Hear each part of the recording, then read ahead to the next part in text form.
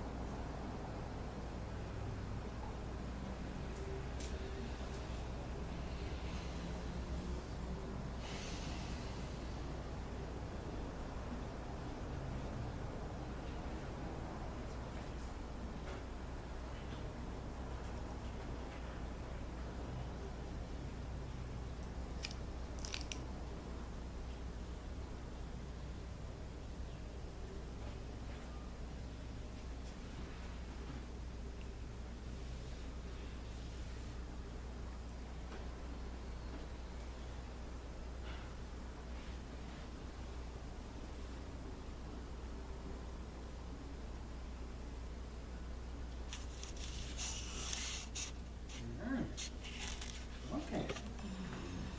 Thank you.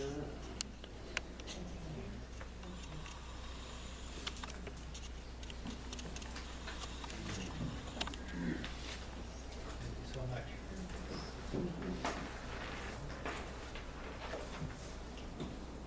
Continue with Reverend Susan Strauss from the First United Lutheran Church. Visual aids. I'm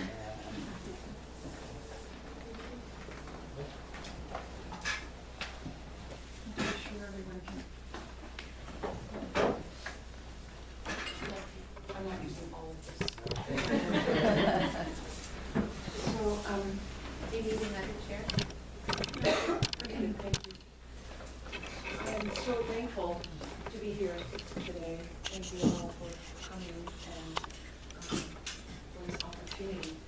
There was several years ago in my congregation when we hosted an event similar to this, when we had a panel, a distinguished panel, and as today, one of the participants was not able to come, and it was the Christian representative, the Christian expert, who was not able to come, and the other presenters said, well, you could do it. And I, oh, no, I could never do that. So I feel like today I'm getting, this is my turn to do this. But it is intimidating, I must admit, because to speak for all of Christianity is a task, because like in all religions, there are many branches and many different ways of looking at that. And I think for Christians, many Christians, especially those of us who are of a more progressive bent, we know very well that there's a lot of views of Christianity that are very negative, and that many people who come to interfaith events have perhaps even left Christianity and have some hurtful experiences and scars that they bear from Christianity. Even some of us who are still in Christianity bear some of those scars, and deal with our brothers and sisters who are also called Christian, but we actually get along better in an interfaith realm than we do in talking with each other. So it is a challenge. So I tried to think of what would be the best way to present my Christianity, my Jesus, to all of you. And I thought, well, we've just come through the Christmas season and are in the season of Epiphany, which is really a continuation of the Christmas season. And it seemed like, well, that would be the place to start. And I was sitting and looking at, and I'm sitting on my sofa and looking at my nativity set, thinking, well, I gotta put that away for the year. And then I thought, no, that's perfect. I should bring it and share it with all of you, because it really gets to the story of Christianity and also leads into an interfaith way of bringing discussion to Christianity. So I've got the sheep Now, I have to explain to you that I, for a long time, really had a big problem with the Christmas story. I really didn't like Christmas at all because I just didn't get the Christmas story. I was much more attracted to, oh, I need my papers. I was much more attracted to the story from the Gospel of John, which is much more cosmic than the Nativity story. And so I'll just read that. In the beginning was the Word, and the Word was with God, and the Word was God. The Word was in the beginning with God, and through the Word all things came into being, and apart from the Word nothing came into being that has come into being. What has come into being was life, and the life was the light of all people. The light shines in the darkness, and the darkness did not overcome it. And the Word became flesh and lived among us. We saw the Word's glory, the favor and position a parent gives an only child, filled with grace, filled with truth. Now, I always loved that, and when I got involved in interfaith things, I came to understand the word, the logos in Greek, as what other people refer to as the universe, or the Tao, or the nameless, or the eternal, the divine one, the nameless one, all of those things that is much beyond what Christianity is or any religion is. So to me, that was a much easier way to access Christ, the Logos, as much bigger than the historical Jesus. So I had trouble with the historical Jesus and the birth story. So I never had a nativity scene. I never had one of those, and didn't really want one either. But a couple of years ago, I changed my mind. And I saw this really lovely set. We've got the baby Jesus. And you can put this out, you know, before Christmas, but you don't put the baby Jesus in until Christmas Eve. Very important. And Mary. And I want to do things in the right order here. Now we have the Magi, but you don't put the Magi in until Epiphany, January 6th. That's the day. So you have somewhere in your house, you put them over there because they have to travel a long way to get from the east to the baby Jesus. So they're the, well, I think that's Joseph. It's hard to tell. This is folk art, so sometimes it's hard to tell. Okay, 3 Magi are over there. The funny thing about this nativity set, this is from Pennsylvania Dutch country, where I'm from. So this is folk art. When I ordered it online, and I got it in the mail, there were 4 Magi. So it's we 4 kings. So we got 4 Magi. And we got Mary and Joseph, we got the baby, oh, the angel. We have an angel. Wow. And the star, of course, is still over here with these guys. And let's see, not yet. We have some cows to go with the sheep, of course, since this is a manger. They are here. Now, also with this nativity set from Pennsylvania, oddly enough, came these 2 oversized ducks. Okay. So we got ducks, big ducks at the manger. Well, this threw me for a while, this whole idea of, okay, we got big ducks, we got 4 wise men, this is kind of crazy, no shepherds, all right. But it really started opening up for me the Christmas story that, and also I've learned over the years too, that this story does not have to be taken as literal historical fact. It's a metaphor, and there's lots of truth in this story, and we don't have to take it literally in order to get to the truth. All of a sudden, the whole world opened up, and I realized, well then, why can't there be big ducks in the manger? And then on eBay this year, I found a zebra. So zebra is in the manger, and I found a giraffe, which is kind of small, but that's okay. Somebody thought it was a llama, whatever it is. The giraffe is now in the manger, and this is just so awesome, an elephant. So now the elephant has come to the manger to visit Mary and Joseph and the baby Jesus.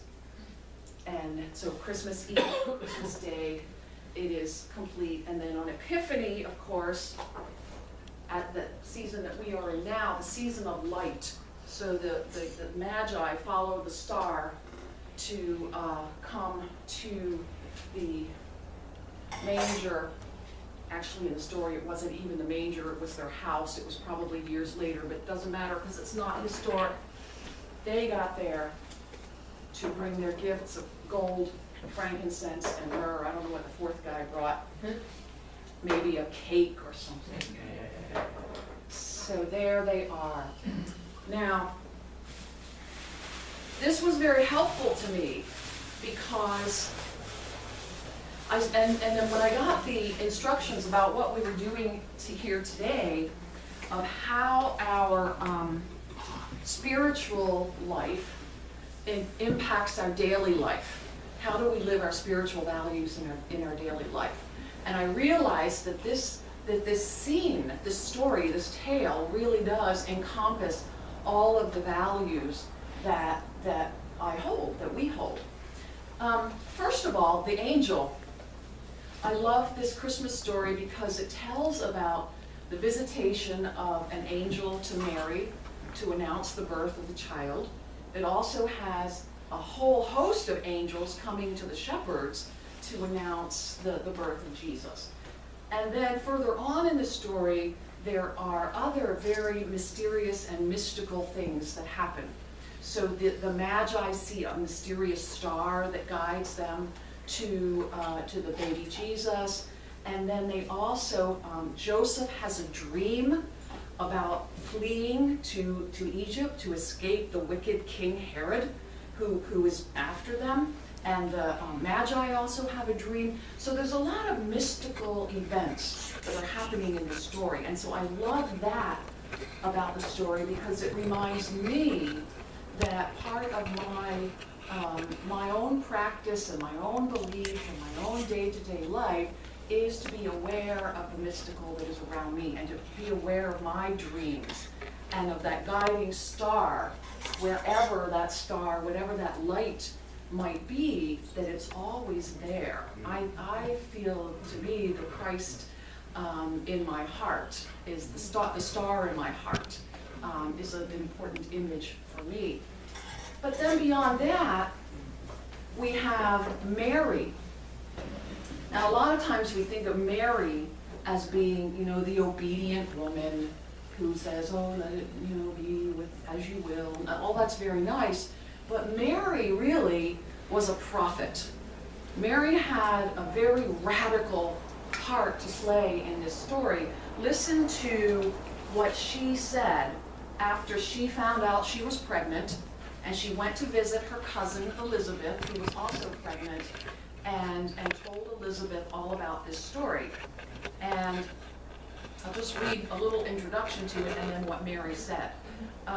As soon as Elizabeth heard Mary's greeting, the child leaped in her womb, and Elizabeth was filled with the Holy Spirit, and she exclaimed to Mary, "Blessed are you among women, and blessed is the fruit of your womb."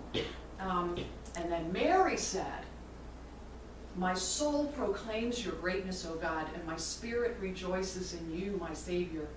For you have looked with favor upon your lowly servant, and from this day forward all generations will call me blessed." Now listen for the radical prophecy that she comes out with here. "For you, the Almighty, have done great things for me, and holy is your name. Your mercy reaches from age to age for those who fear you.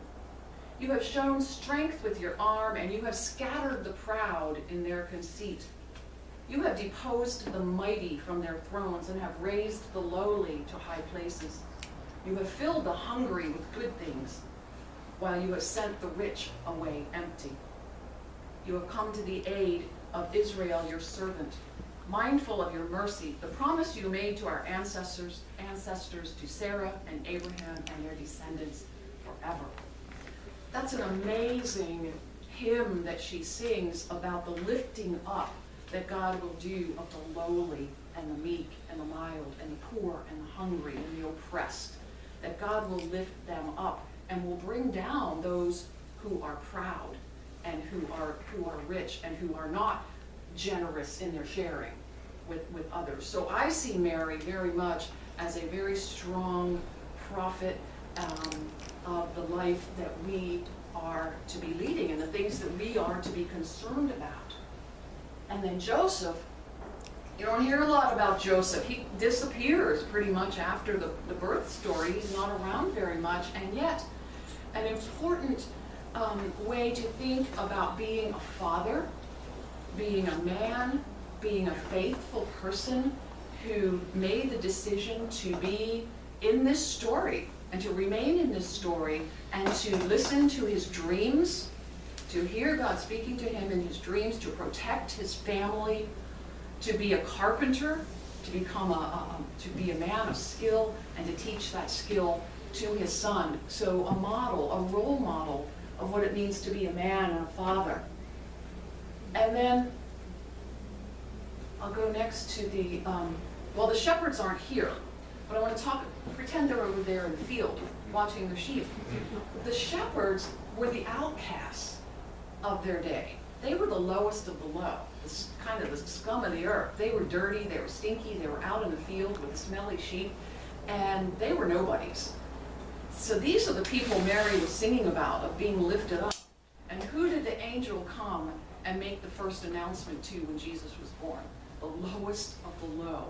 Not the mighty, not the high and mighty, not the rich, but the lowest of the low, which talks about the inclusivity of God's love and coming to all of us, to all people from the bottom up. So those shepherds are very important part of the story.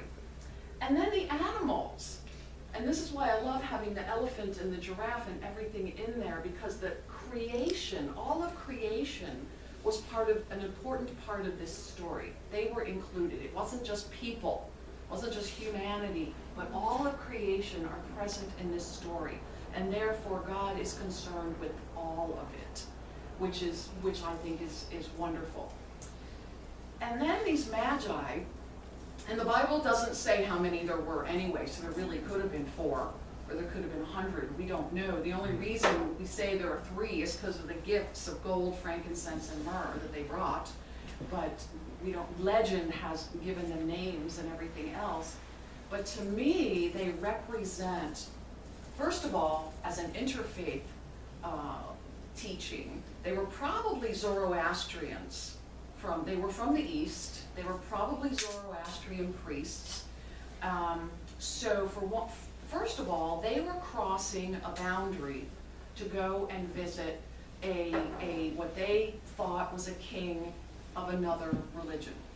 So they were what I like to call passing over and coming back. When you enter into another religion and learn about it, and then you come back to your own and bring what you've learned back to learn what it might mean now to me, that's what they did. So it was very brave of them to come and hear about this king of the Jews. They had become Jewish. They went back to Persia and back to being Zoroastrian, and what I believe is that there probably was a lot of intermingling of those traditions, and that they represent a very interfaith perspective in the Christmas story itself. They also represent,